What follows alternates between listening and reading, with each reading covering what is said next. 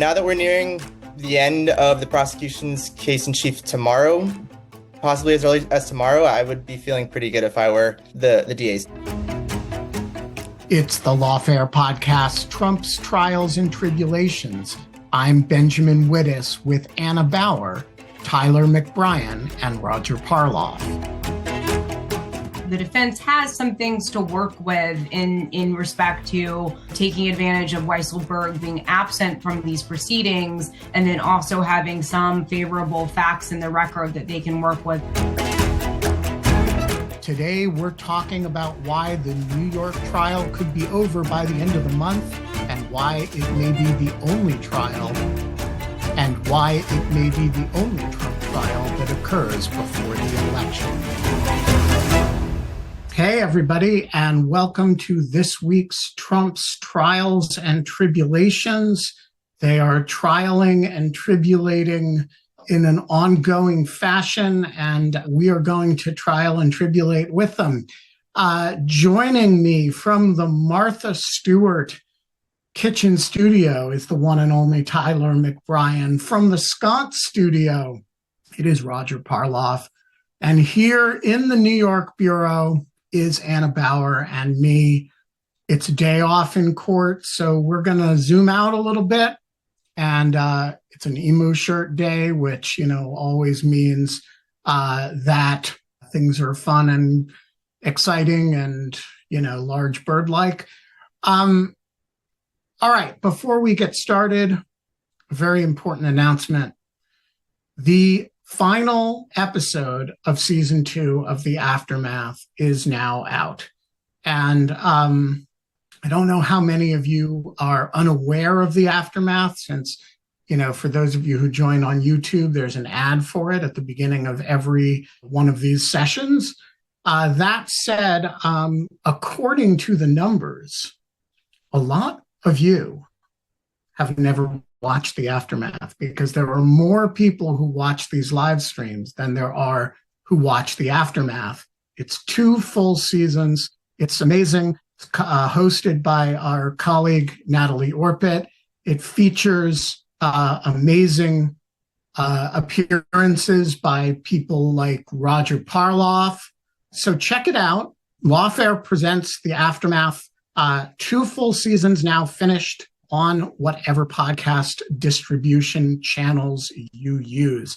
So, Roger, I want you to get us started with all the stuff that isn't happening in South Florida, because while we've been super busy in New York, Judge Eileen Cannon has been not busy or been very busy not doing things in South Florida. Tell us about all the things she hasn't been doing. Well, she actually, the last time we met, while we were recording, she was doing something. She was having a sealed teleconference, which lasted about 2 hours. It had to do with grand jury materials. And since it was sealed, I can't give a very complete description of what happened. But we suspect that some of it has to do with unsealing some things. Some of it has to do with efforts by the defense to have things that were handled by the DC grand jury brought into her court so that she can basically examine them and maybe reconsider things, including almost certainly the attorney-client rulings, some of the attorney-client rulings that were made in DC. At least 3 Trump lawyers had to testify before the DC grand jury at various points, most notably Evan Corcoran, Tim Parlatore at one point, and actually I'm not positive of the 3rd lawyer. I believe Jennifer Little did testify before the DC grand jury. Okay, that sounds right. And then some of it has to do with that. Anyway, that's taking time and will eventually, it could lead to some important rulings. Meanwhile, she's still appears to be going motion by motion, holding a hearing on every one. As you remember, there were 13 and not counting the motion to compel. The motion to compel is enormous and depending on how you parse it, it's about 8 or 20 different motions. But then there's 12 of these motions to dismiss or motions to suppress or motion for bill of particulars. She's ruled on 5 of them, sort of. As you know, 2 of them were denied sort of without prejudice. So she's working through those. We're going to have a hearing next week, next Wednesday, on 2 things involving Nauta and De Oliveira only, because Trump's on trial still. And then on June 21st, we'll have a hearing about whether the special counsel has been properly, whether he's properly appointed and properly funded. And then the big hearing on June 24th to 26th, a 3-day hearing on defining the scope of the prosecution team, because the defense team wants more discovery, and they want to define portions of the White House, portions of NARA, the National Archives, portions of the intelligence community as all part of the prosecution team, sort of on the theory that, Trump's theory that everyone was colluding against him. The whole government approach. Yeah, that Biden was behind everything, and that Biden, actually, there's a claim that the intelligence community has been biased against him ever since the Ukraine whistleblower complaint in 2019. So, this could really balloon, but that's where we are. And we have a hearing coming up this coming week. Which one is that? That's the one a week from today, if that's the 22nd. That will be a motion to dismiss by Nauta for selective and vindictive prosecution. That will involve the accusations that Attorney Stanley Woodward made against the prosecutor Jay Bratt. If you remember from a couple years ago, and if you want to see more about that, I wrote an article about that on Lawfare. That has to do with allegedly Bratt bringing up a judicial nomination that Woodward had been recommended for, and Woodward understood this to mean that he was being threatened, that if he didn't persuade Nauta to plead guilty, his judicial nomination might be in doubt. And Jay Bratt has said he didn't even know Woodward had been nominated. He thought he was on the nomination committee and was, bringing that up to just as a professional thing to to show esteem for this attorney he'd never met before. Anyway, that will be one. And then there's a motion to dismiss for both of them based on insufficiency of the complaint. These are both things that, there is a genuine factual dispute, obviously, involving Woodward. The other one, I don't think most judges would have held a hearing about. All right. So let's turn now from one case where nothing's happening to another case where nothing's happening. Roger, what's going on in Tanya Chutkan's courtroom in Washington, D.C.? 0. Yeah. We're just waiting for the Supreme Court to decide whether it can go forward. All right. And Anna, how about a third case where very little is going on? What's going on in Fulton County, Georgia? There's not a whole lot going on in Fulton County. As we discussed previously, the Court of Appeals has decided to take up the disqualification appeal. There's been a number of notices of appeal that have been filed on the docket. As the Georgia Court of Appeals takes that up, we're still waiting for, the initial briefing and all of that in that matter. And I think we still don't know the panel on the Court of Appeals, but I will also admit that we have been a little bit busy with the New York trial. So I will make sure to check that and be prepared to tell you all who the potential panel is on the Georgia Court of Appeals next week. I will also mention, and I mentioned this on our dispatch, but for Trump Trials listeners who do not listen to our New York trial dispatches, which you definitely should, But if you don't, one Fulton County related matter that came up yesterday at the trial is that I spotted Grant Rude, who was one of the prosecutors on the Fulton County team. He was there in the courtroom in New York taking diligent notes.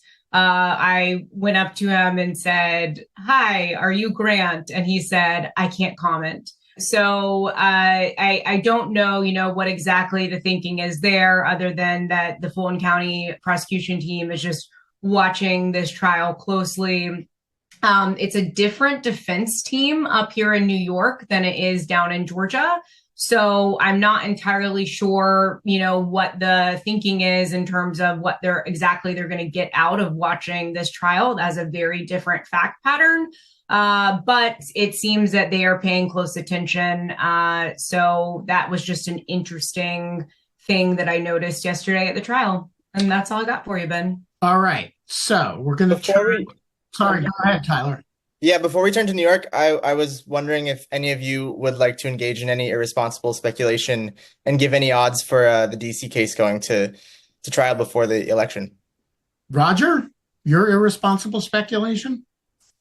My speculation is that it's unlikely. I think I've sort of discussed this before, and yeah, it's just speculation. But we're running out of time. They would have to rule by early June for this to even be mathematically possible, and that would assume that we had a majority to just send it back in some way that wouldn't require additional fact finding that might be subject to another appeal. But it's conceivable still. There's an outside shot still. Anna, do you have irresponsible speculation on the subject?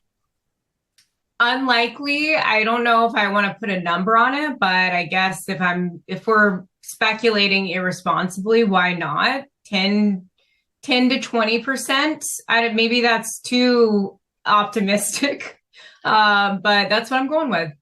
The chances are 38.6%. That is the likelihood.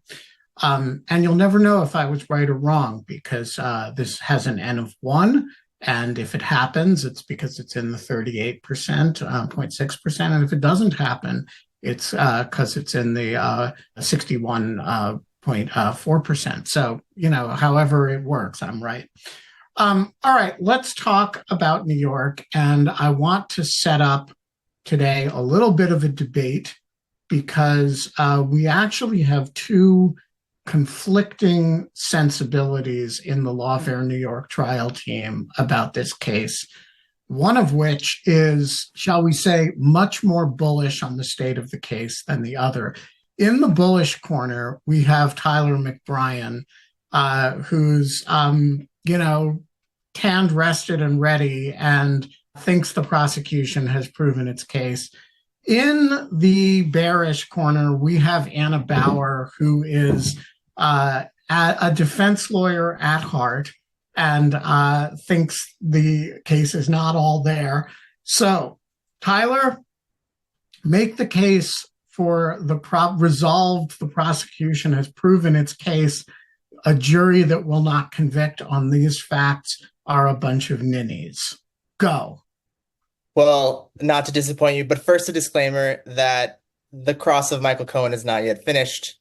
So just putting that out there first before I proceed. But as Ben said, I am feeling pretty bullish on the conviction. I think we have definitely the elements of the misdemeanor. We have, several meetings. We have one meeting in particular between Weisselberg, the CFO of the Trump Organization, Trump himself, and Cohen, with Weisselberg in hand, has the now sort of famous bank statement with his written notes on it, which laid out the entire scheme to reimburse Michael Cohen for his payments to Stormy Daniels. So we have Trump there. We have his sign off. We also have a lot of testimony from Cohen and others that everything that Cohen did was at the direction of and for the benefit of Trump. We have this image of Trump as a micromanager, especially when it comes to money. He's so detail oriented with the money that comes in and out of his organization and his personal account, that there was one $600 Tiffany frame that he was wanted to be aware of, and so that small amount of money, I guess, would signify that something as large as $130,000 would definitely be subject to his approval. We also have the fact that most of the checks actually came from his personal account, of which he was the sole signatory, which I think is a very inconvenient fact for the defense. And we also had Cohen so far holding up quite well under the cross. Again, there's still another day of it, likely tomorrow. So there's the misdemeanor. And then for the step up, we have the three theories. We have, the tax fraud written down on the statement, where it's the $180,000 was grossed up in order to pay more taxes, which again, that's a bit strange, I think, for the jury to wrap their head around. We have a lot of narrative around the election interference, so the timing, the urgency to pay Stormy Daniels in the wake of the Access Hollywood tape, and then post-election, the cover-up of that crime, which would be the step-up. And then we also haven't heard as much about the FICA violation, so I'll leave that to the others. Perhaps that's a weak point that Anna wants to talk about. But yeah, now that we're nearing probably the end of the prosecution's case in chief tomorrow, possibly as early as tomorrow, I would be feeling pretty good if I were the DA's team. All right, Anna, take the other view. All right. Well, Ben did not warn me that we were going to basically be doing closing arguments. I didn't warn Tyler either. Trump trials. So, and I also want to clarify that I think that, so first, as Ben said, I'm very typically, despite some of my opinions on Trump trials, because very often Trump's team has just bad arguments, I am typically someone who is quite defendants' rights oriented, because before Ben Wittes, it brought me into legal journalism, I wanted to be a defense attorney. So I think that that's kind of what I'm thinking about whenever I listen to this case and watch this case as the prosecution presents its case. I'm always thinking about, what are these jurors thinking? What does reasonable doubt mean? That kind of thing. That's not to say I don't think they presented a strong case. I think they have very established, beyond a reasonable doubt, that there was a conspiracy in violation of the New York election law. They presented plenty of evidence of that there was this conspiracy with AMI to have these through unlawful means, to make the hush money deals, all of that. They've established evidence that there were these illegal campaign contributions, whether it was Cohen or whether it was AMI with the McDougal deal, all of that.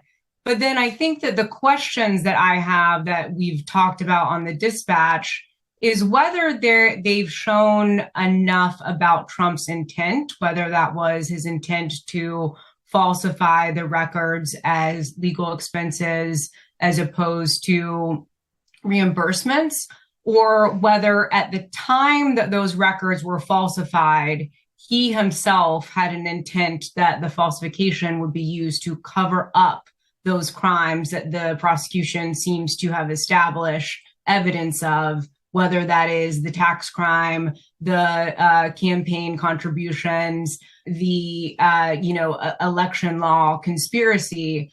So I think that they have a lot of circumstantial evidence of that intent.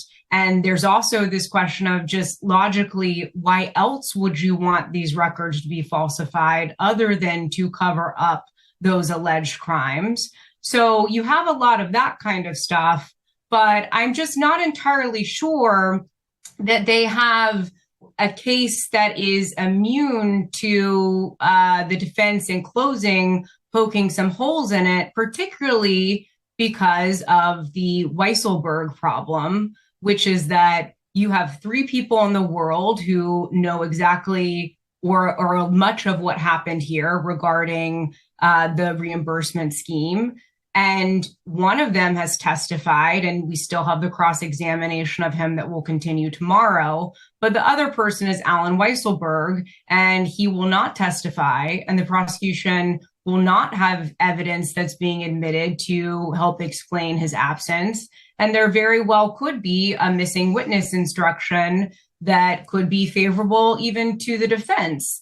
We don't know yet because we've got to wait for those jury charge instructions to happen.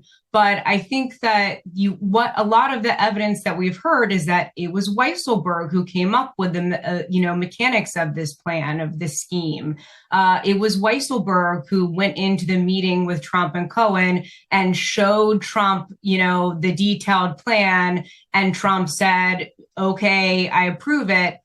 That does seem to establish that Trump caused the falsification, but it doesn't necessarily establish, I think, that he intended that those records be falsified or that they are being used to cover up the earlier crimes. Again, there's a lot of circumstantial evidence of that, and I'm not saying that that is my own view, but just thinking about maybe what some jurors are considering, that could be one area of weakness within the case. And I just really think that the Weisselberg absence is kind of a big question mark over how the jurors are going to be deliberating, because it really just seems like they're going to be wondering, why is it that the guy who came up with the plan that Trump then approved is not sitting there either in the witness stand or at the defense table next to Trump as a co-defendant. So I don't know. I mean, that's kind of my thinking, but I reserve the right to change my mind about whether it is a fully, bulletproof case once the closing arguments happen and after we see the rest of this cross-examination tomorrow. I am just thinking about a few of the points that I think maybe could be areas of weakness within the prosecution, but I still think it's a strong case. What do you think, Roger? You've been following it mostly from news coverage and tweets from our colleagues. How do you, what's your assessment of who should be feeling good right now? I think it's a strong case. I agree that if Judge Merchan were to give a true missing witness charge to the jury, saying you can hold this against the government, against the people for not calling him, that would be devastating. I don't think he'll do that because either side could have called him in theory. And he may even go further than that. We'll have to see. I think that the rest of it is strong, and also that the jury, my guess is that, in watching this, before it started, I thought I was embarrassed that this is the case that is going forward. I'm still disappointed this is the case that's going forward. But the facts are really scummy. And if you're a juror, you're marinating in it. If you're outside listening to surrogates, you don't get it. If you're in there listening day after day to lie after lie after lie, to all of his social media posts, listening to whole pics, even the deny, seeing the templates for how to respond, the lies about, well, it's Hillary and, it's all Hillary behind this. And that then later on you take out Hillary and you put in Joe Biden, it's all, but beyond that, you're hearing things that are morally worse than the crime charged. You're hearing, for 10 years, Michael Cohen is working for him doing what? Being a bully, being intimidating, so Trump can bilk them, not paying intimidating vendors, intimidating contractors, intimidating press people, intimidating beauty pageant contestants who get out of line. It's really scummy stuff. And then there's the Robert Costello part. And I don't know if we even mentioned that, but, this is sort of you Mueller report fans will remember, once Michael Cohen's apartment is searched, this is around April 2018, they want to keep him in the fold. First thing that happens is that Trump himself I didn't even remember this. Trump himself calls Cohen. And that's the last time apparently they ever speak. He says something like, don't worry, I'm the president of the United States. Everything's going to be okay. Stay tough. You're going to be okay. And then, Costello, who's the guy they hope he'll hire, begins saying these sort of Godfather-like things. Don't worry, you are loved. Sleep well tonight. You have friends in high places. There's heavy overtones of obstruction of justice. So, I just don't see the jury being disposed to turn themselves into pretzels to come up with excuses for why this lying filth. This is the impression you get. Lying criminal filth. And not to put too fine a point on it, but for a case that nobody's paying attention and doesn't think is worth pursuing, it packs a punch. Yeah, I do think the case kind of creeps up on you, and that it starts out being a little case about hush money to a porn star, and then the more time you spend with it, the greasier you feel, until it kind of grabs you by the throat. I don't know. I am more agitated by it than I expected to be. And so am I, to be clear. Like I find it to be much more compelling than I think any of us gave it credit for, having sat there every single day listening to it. Tyler, you were trying to get in. Oh yeah, and I think to Anna's point, just as Anna was saying that she does view this as, a lot of the behavior alleged and talked about is serious. I am also sympathetic to the criminal justice defense argument that this is a very broad statute, and that's another conversation. But so putting that aside, to go back to the Alan Weisselberg problem, which I think Anna has a great point. There are many points in Cohen's testimony and others, McConney, others, in which they say that every penny that comes in and out of the Trump organization was controlled or overseen by Weisselberg, even if it was tracked closely by Trump as well. Weisselberg knew everything. He held the pen to the checkbook in many ways. But my problem with the Weisselberg problem is that to Roger's point, I think the jury will come away with the impression that Weisselberg too is guilty, but that his guilt doesn't also then absolve Trump's guilt. I don't think it's enough to raise doubt in their mind. And to be clear, my argument isn't that Weisselberg is more guilty than Trump, and so therefore that a jury might acquit. That's not what I mean is that, the defense has been making this argument of Trump was very busy. He was transitioning to the White House. He's this guy who's a billionaire, who's got all these different things going on. And then you've got testimony that it was Weisselberg who was the one who was the money guy. Every penny went through him. He's the one who wrote up the plan with Cohen. And then he kind of waves it in front. Like they're going to be saying he just waved it in front of Trump's face and Trump trusted Weisselberg and he didn't even know basically what was going on with that, blah, blah, blah. That's going to be the argument. They've alluded to this in cross-examination where they've been trying to portray Trump as a guy who's really busy. Of course, the prosecution has a lot of really great evidence in the record to suggest otherwise. They've got all of this testimony about Trump being detail-oriented. They've got the record showing that even down to the frame from Tiffany's, he was involved. His assistant, Rona Graff, and Madeline Westerhout were talking about, would he want to spend $650 on these frames from Tiffany's? And this was while he was in the White House.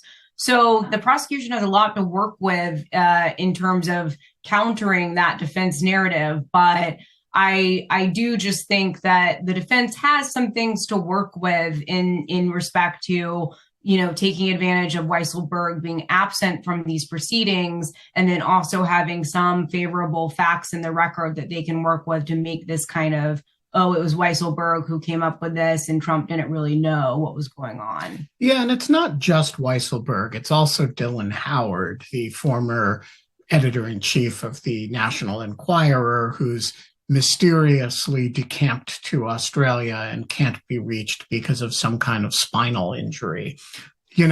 Like there do seem to be a bunch of people who have disappeared and are, suddenly unreachable, either because they're in Australia or in Rikers Island. All right. By the way, have we explained to the reader why Weisselberg's absent? I mean, the jury won't know, but we should tell them. I mean, he's in jail, and he's in jail for perjury, and he's in jail for perjury that he committed while out on parole for 15 felonies that he pled guilty to while CFO of the Trump organization. That's why he's sort of unavailable. Yeah. Well, so he's unavailable for strategic reasons in that respect, because he can still be hauled into court under subpoena from Rikers. But Sure. I think there's two strategic things going on here. One is that I think the prosecution, I don't know, but speculation, I think they assume that he's perjured himself before in respect to Trump cases, and he's a Trump loyalist, and he might perjure himself again. And in that regard, there is this separation agreement that Weisselberg has that prevents him from voluntarily speaking with prosecutors, or else he will lose his remaining severance payment to the tune of $750,000. That is why the prosecution wanted to admit that into evidence, but Justice Merchan ultimately rejected that request. But it still doesn't quite explain why the prosecution didn't haul Weisselberg in before the grand jury, or, charge him and then try to flip him. There's a lot of things here that don't really make sense to me with Weisselberg, especially just with respect to why not charge him? And then you both, ensure that if he doesn't cooperate and flip, then he's not going to testify because he's a co-defendant. He wouldn't be called by the defense, and he would take the fifth. And you guard against the possibility he's going to be called by the defense in that respect. But then you also have the opportunity of trying to get him to cooperate. So I don't know, Roger, what's the deal? What's your perspective? Well, of course, they did charge him and try to get him to flip. That was the other case. And eventually he pled guilty to 15 counts and didn't flip. And then he testified again for Trump and perjured himself 3 times, really, twice in depositions and once at trial.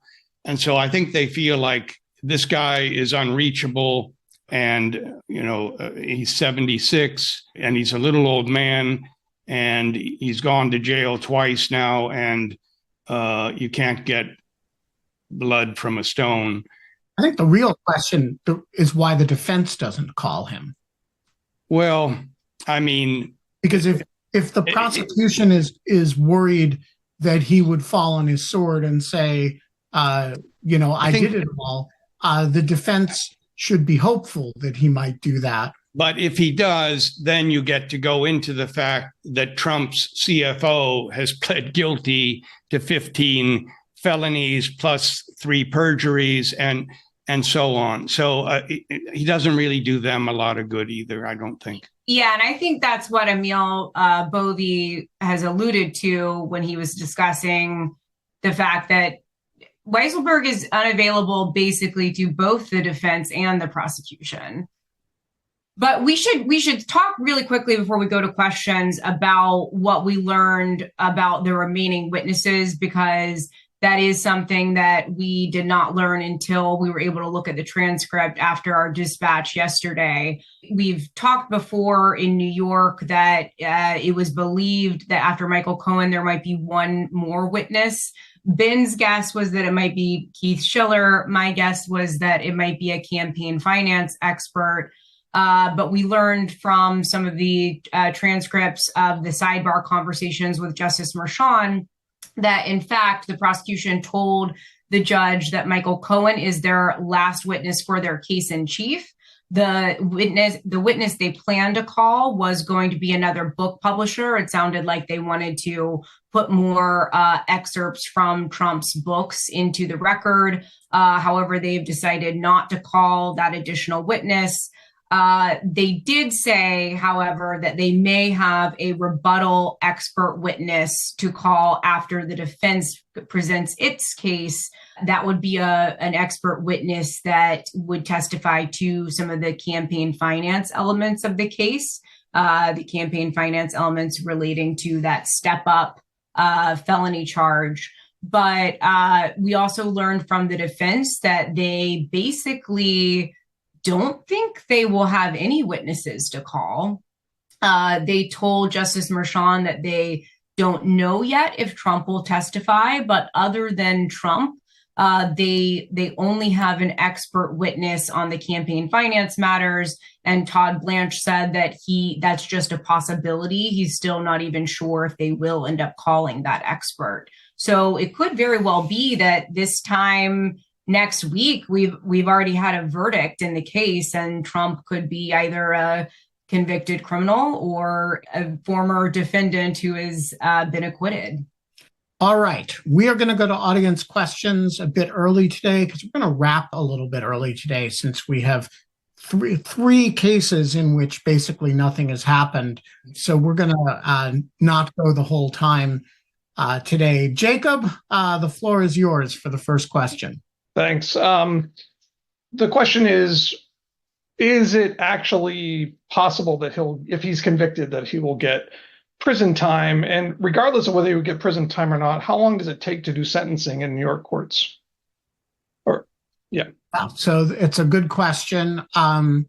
It is possible that he will get prison time. I don't think he will get a great deal of it. I believe the maximum sentence under this statute is in the 3 to 4 year range, assuming the judge is not particularly angry at him for having attacked his daughter, which, we should hold on to the possibility that that's the kind of thing that really pisses off judges.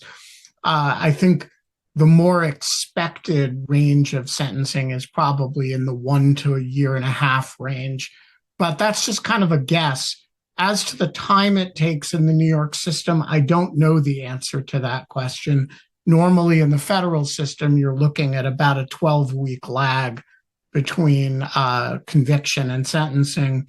I don't know, do any of you, what the New York system holds for that sort of thing? I meant to ask somebody that. I know that in the case of Weisselberg, it was about that, what you said. It was around 3 months lag, but I'm not sure if that's a set thing. The way it works in New York is if you're sentenced to more than a year, it's an indeterminate sentence, which means you have a top number and then 1/3 of that number. So the top would be 1 1/3 to 4. And what that would mean is you actually get out after 1 1/3 because they have parole and you almost always get it. But he would be eligible for probation because he's nonviolent first offender. And he'd be eligible also for a determinate sentence that means anything between 0 and 1. And you could also get 1 to 3. And so I've heard that he is a tough sentencer on white collar crime. And like Ben says, he hasn't endeared himself to the judge, and he's committed 10 contempts. So anyway, I think there is certainly a chance of incarceration. William, the floor is yours.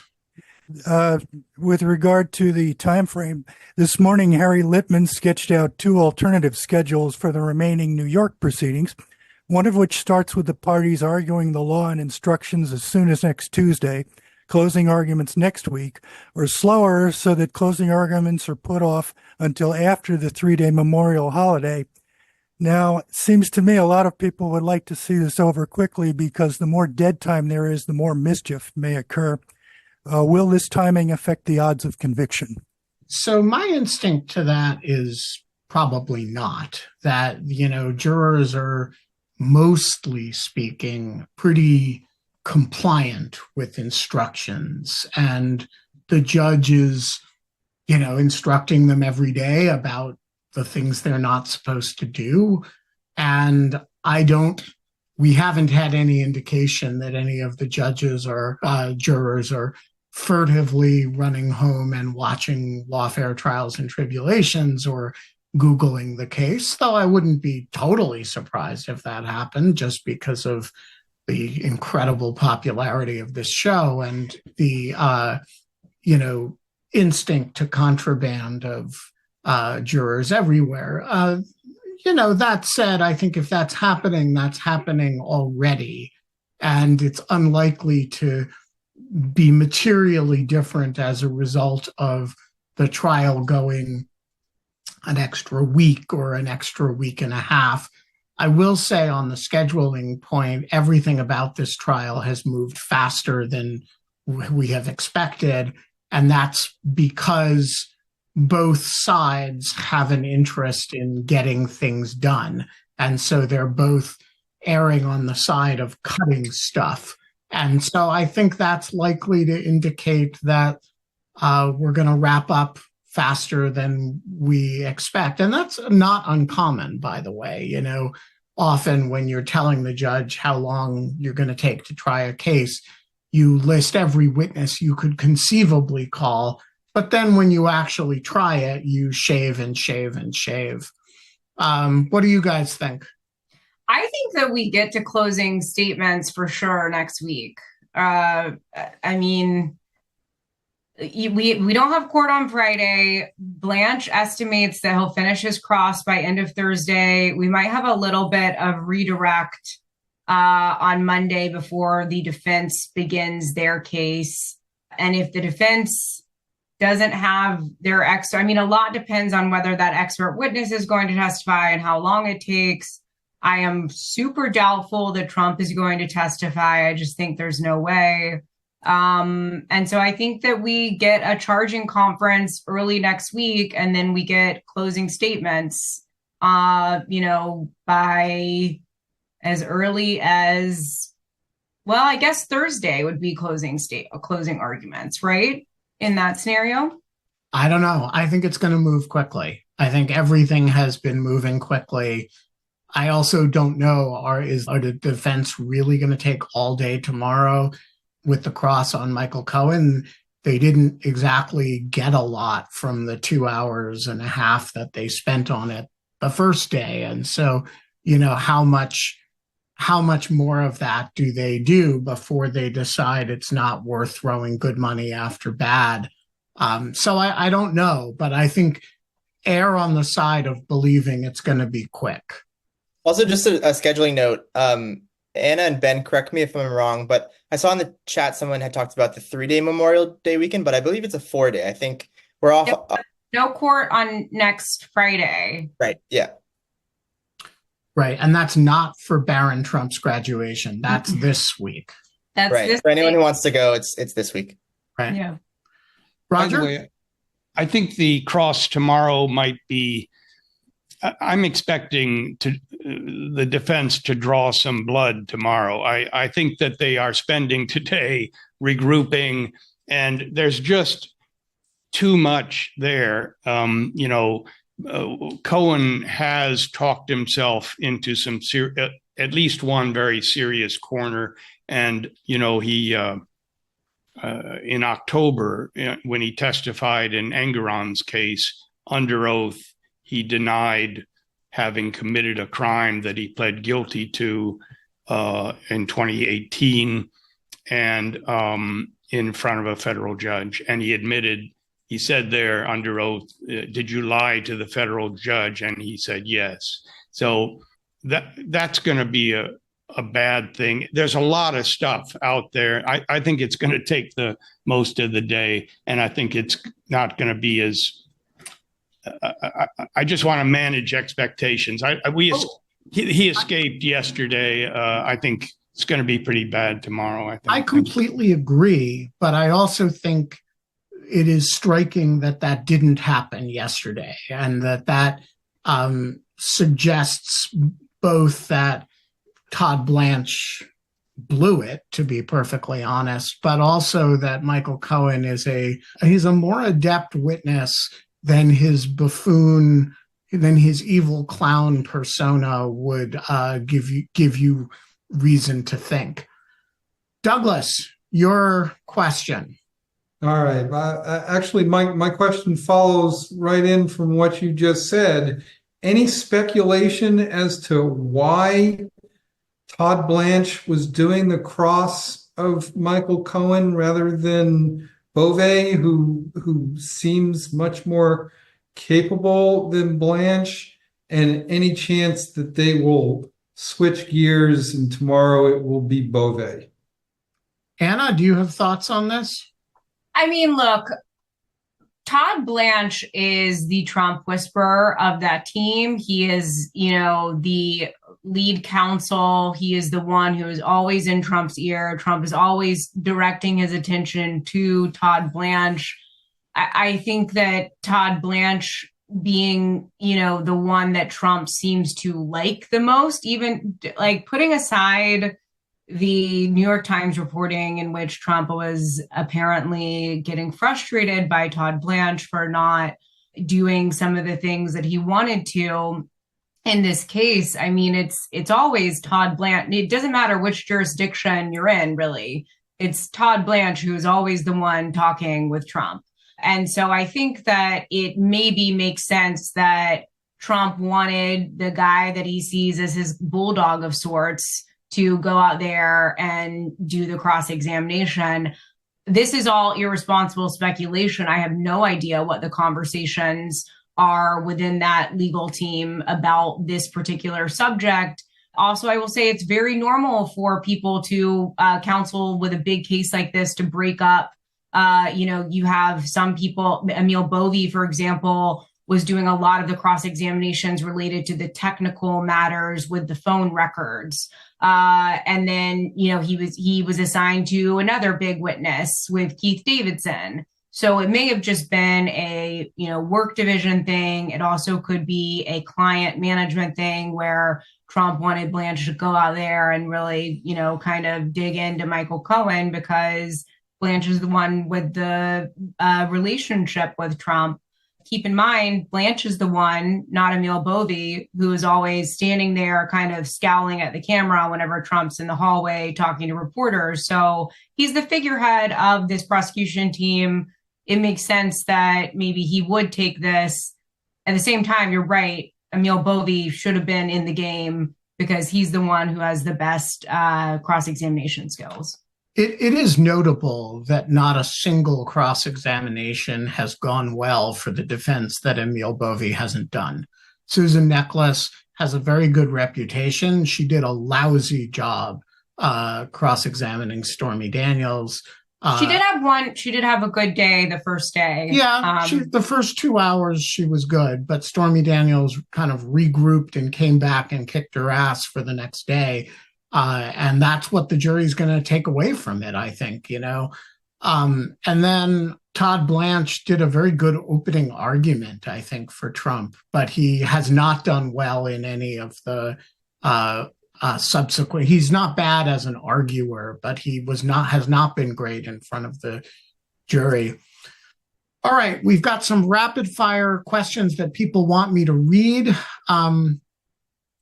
Do we know what the re-election prospects are for Fani Willis and Scott McAfee, Anna Bauer? Good question. I haven't been looking at the polling situation, but I would say that they are good re-election prospects, particularly for McAfee. Fani Willis, I am curious. I mean, I've talked to some people within the legal community in Fulton County who are supporting one of her opponents.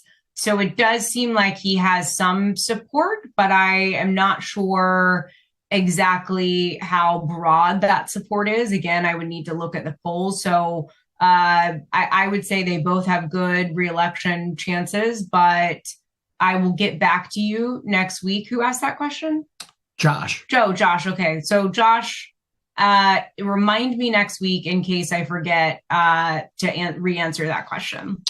Josh also asks, Tyler, what exactly is the $50,000 in the New York case, i.e. the $50,000 that was added to the $130,000 to get $180,000, which was then doubled to $360,000, and then the $60,000 bonus was added to get a total of $420,000 divided by 12 to get $35,000 a month. Well said, first of all. And second of all, I think this was actually a great subplot in the story. Ben and I were talking about it after court one day. This would be, I believe, the payment to Red Finch for some IT services. This was just a classic, squeeze the vendors situation in the Trump organization. I believe what happened, this is based on Cohen's testimony, was that this IT consulting firm called Red Finch, which Cohen actually knew the CEO of, or the head of it. They were doing some services in terms of buying domains and what was it? It was rigging polls, I think. Yeah, right, exactly. And just in classic Trump org fashion, they were finding ways not to pay Red Finch. I think Cohen had this great phrase, like, Trump was not satisfied that they rendered the services that he wanted. And they essentially Trump didn't want to pay them. And so, as probably happened many times in Cohen's illustrious 10-year career, he ended up, I believe, paying them himself because he had a personal relationship with the head of Red Finch, and he also needed Red Finch to do future work for the Trump organization. But the best part about this was that it turns out that he didn't actually even give all the $50,000 to Red Finch. He kept most of it for himself. Yeah, that was a very interesting moment. Yeah, he skimmed a lot. I mean, I think he got reimbursed 50 and he paid 13 or something. I mean, he actually made out pretty well on that. So fleecing the Trump organization in the name of loyalty. All right, anonymous attendee asks, will the fact that the Trump organization is paying certain witnesses' lawyers ever be raised as an issue of credibility? For example, if Keith Schiller gets up to testify, how credible can he possibly be?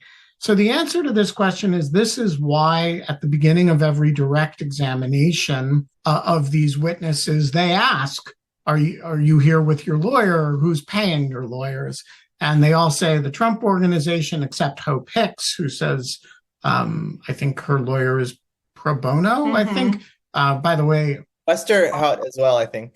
To all those folks out there who do pro bono legal services to somebody who's, do it for the poor, man, not to the, or to the cash-strapped nonprofits like Lawfare. Hope Hicks doesn't need pro bono legal services. That's just saying. They always inquire about this, and the reason is so that you can then argue to the jury if you see fit. Of course, Anna Bauer didn't testify, said only nice things about Donald Trump. Of course, she testified that that she had a wonderful experience working at the Trump organization. Her legal fees are being paid by the Trump organization, but even she admits that blah, blah, blah, and blah, blah, blah, and blah, blah, blah. So that's how it comes in. You're not really allowed to interfere with somebody's choice of a lawyer or somebody's choice of how the lawyer gets paid. That's between the lawyer and the client.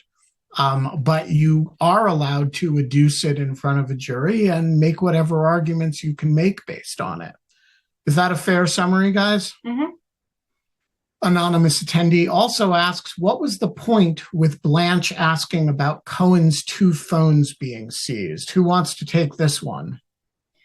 Well, I mean, I'll just say broadly that they have been trying to thread this argument and I think maybe you can follow up if I'm not getting it right, but they've been trying to thread this argument through cross-examination that some of the phone records or the recordings specifically that were on Michael Cohen's phone, particularly the McDougal recording or the Keith Davidson recordings that Michael Cohen made may have been, edited or corrupted in some way because of different issues with chains of custody where, his phones were seized and then he had them back and then the Manhattan DA's office got them later. And so they're trying to make this argument that is sowing the seeds of doubt about whether or not those recordings were in some way manipulated. Ben, is that what you got as well? Yeah, that's exactly right. So the prosecution has this awkward fact, and it is awkward, that the feds seized these phones, they used them for however long they had them, and then they returned them to Michael Cohen, who had them sitting in his apartment for, 2 or 3 years or something, before he then voluntarily turns them over to the New York AG's office.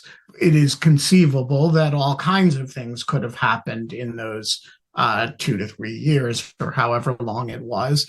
And the defense's job is to raise all kinds of doubts about whether that recording manipulated in some way. So that's about a variety of little attacks that are based on that. All right, 2 more questions. WH asks, can you all estimate how much longer you expect this trial to go?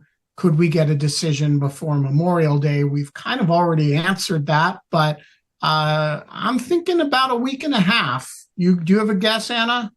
Yeah, I think that's right, about a week and a half. It might be optimistic to think that, I think I said this time next week, but I was thinking that this was Thursday. It's actually Wednesday. I think that it's about a week and a half, probably after Memorial Day. But if the defense has no case to put on, I mean, we could feasibly have a verdict by the end of next Thursday, depending on if the jury has a decision to make this pretty quick or if they'll take a longer time. But, week and a half sounds good.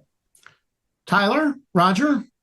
Same answer. I mean, we have 4 days of court before Memorial Day, which seems tight, but seems possible. Everything's been going quickly. Roger? I'll defer to them. I will just say that a huge amount depends how long the jury is going to deliberate. If you have one of these juries that's going to walk in and sit around and say guilty, that can happen really quickly. On the other hand, a jury that's divided and has to argue itself to a point, that can take a long time, and juries can stay out for a while. And so a lot depends on that. Last question of the day from anonymous attendee. I'm aware that all juries are different, but given that, does the verdict in the E. Jean Carroll case, which was also a jury trial, give us any insight into the willingness of all 12 jurors to find Trump guilty? Let's do a quick runaround about this. Tyler, give us your thoughts. I mean, yes, I think a guilty verdict is possible. I know that's not exactly the question, but. No is my answer. Absolutely not. It's a different jury, different facts. And if the jury is taking its responsibility seriously, then the E. Jean Carroll verdict has absolutely no bearing on, and it doesn't really give us much insight into how the jury will find in this case. Roger, what do you think? Agree with Anna. I also agree with Anna for an additional reason, which is the E. Jean Carroll case is a civil verdict, and therefore the standard of evidence is way lower. I do, however, think it is striking that every single one of these cases in New York, in either state or federal court, that has gone to verdict, and there are a bunch of them now. There's the, Trump organization case, criminal case. There's the E. Jean Carroll cases. There's the giant civil fraud case. Whether they're bench trials or jury trials, the ones that have gone to verdict have all, I think without exception, been verdicts against Trump. And so I think you can say, I don't know what to conclusion to draw from that. I wouldn't draw it about jury behavior, but I would say that the more exposure people have to what Roger calls the incredible filth, the more disgusted they tend to get. And I do think that's something. So we're going to leave it there. Oh, sorry, Anna. I was going to say, before we wrap, in my defense, I didn't really understand the question, and I will also side with Anna, which I think means that Anna has emerged victorious in today's debate. All right. We are going to leave it there. We will be back tomorrow for our regular video/audio dispatch. We're going to be back next Wednesday at this time for Trump Trials and Tribulations. Maybe we'll have some activity in some other court. Maybe Judge Eileen Cannon will bestir herself to do something. Probably not. We may have some Fulton County stuff to talk about. In the meantime, and this is not directed at the beloved people who are here in the chat, in the Greek chorus, in the Zoom, but if you're watching this on YouTube, consider clicking that little donate button to support Lawfare's coverage, or better yet, go to lawfaremedia.org/support, become a material supporter of Lawfare, join us in the inner circle, in this webinar, where you can be part of the internal chat. You can ask questions. You can come on the show yourself or ask me to read them for you. Because, Lawfare, unlike all these other publications, we are exactly as robust in this space as you guys let us be. And we grow according to user demand. And right now we are in demand, very much in demand, but we are also stretched thin, and like none of us is sleeping a whole lot. And so, become a material supporter of Lawfare and help Tyler get some sleep. And also, we saw some of you making comments about the electrical tape that was holding up the Lawfare sign in the background of Tyler's video in one of our dispatches. And so, if you want to support our fund to hang things not with electrical tape, you can support the fundraiser. I would also just point out that was a joke that people had been criticizing our background, so we hung stuff with electrical tape. And for those of you who didn't get it, all right, we're going to leave it there. Roger Parloff from the Sconce studio, Martha Stewart studio, Tyler McBrien, and from the New York Bureau, the Lawfare Hype House, Ben Wittes and Anna Bauer signing off.